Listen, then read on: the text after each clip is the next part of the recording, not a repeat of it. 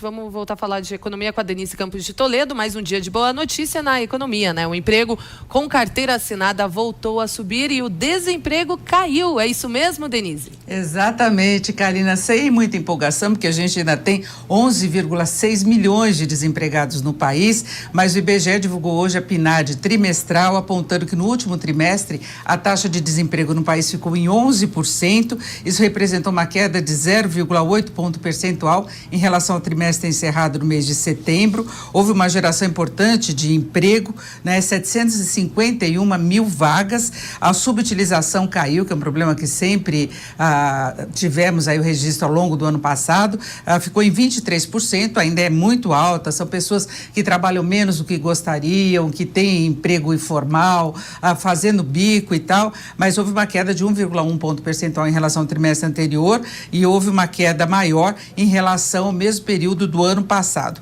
Já com carteira assinada, isso acho que é o dado mais importante e talvez uma mudança de sinal.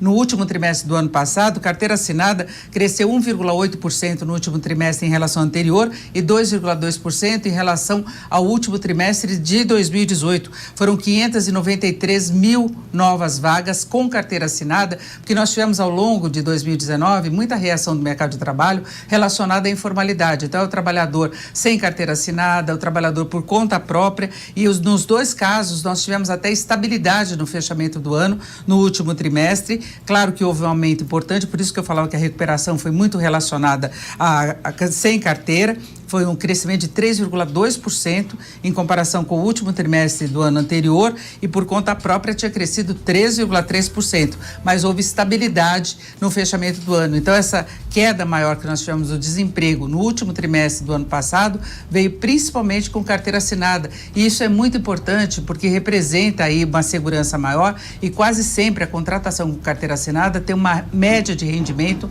maior do que na informalidade. Mesmo quando a gente fala em trabalhador por conta própria, sabemos que muitas vezes é uma forma de driblar a falta de emprego formal, as pessoas passam a trabalhar por conta própria, exercendo alguma atividade. Então tem o PJ, tem o microempreendedor individual, que na verdade não é aquele empreendedorismo por vocação mesmo, é para um quebra-galho enquanto não se consegue o emprego formal. Então é uma sinalização positiva, a gente não pode comemorar demais, eu repito, o desemprego continua muito alto no país, uma taxa de 11%, 11,6 milhões de desempregados, mas com uma tendência de recuperação que até explica em parte a reação que nós tivemos do consumo no final do ano passado também. Mais gente empregada tem mais condição de consumir.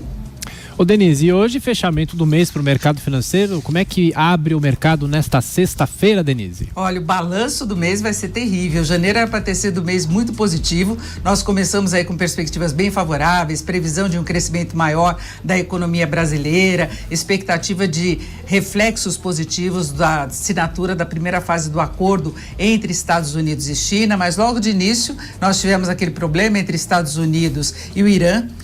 Depois nós tivemos agora o coronavírus, que provocou uma total instabilidade no mercado. Hoje nós temos aí um movimento meio desigual no mercado internacional. Na Ásia, as bolsas que operaram, como a do Japão, tiveram alta, acompanhando a onda do fechamento ontem, que foi uma coisa muito curiosa o movimento do mercado. Ontem nós tivemos, durante quase todo o dia, uma queda generalizada das bolsas de valores. E houve uma reação quase no final do dia, coincidentemente depois que a Organização Mundial de Saúde decretou emergência mundial. É uma questão grave relacionada ao coronavírus, só que não colocou bloqueio ao comércio com a China. Havia receio do mercado de restrições maiores e aí poderia afetar o comércio global e, consequentemente, problemas maiores para a economia. Foi uma comemoração do mercado, mas a gente sabe que é uma diminuição de estresse. O mercado continua muito atento a tudo o que está acontecendo e na Europa a gente tem hoje um desempenho negativo das bolsas de valores, porque foram confirmados 2 casos no Reino Unido. Dia de Brexit, mas tem essa questão do coronavírus.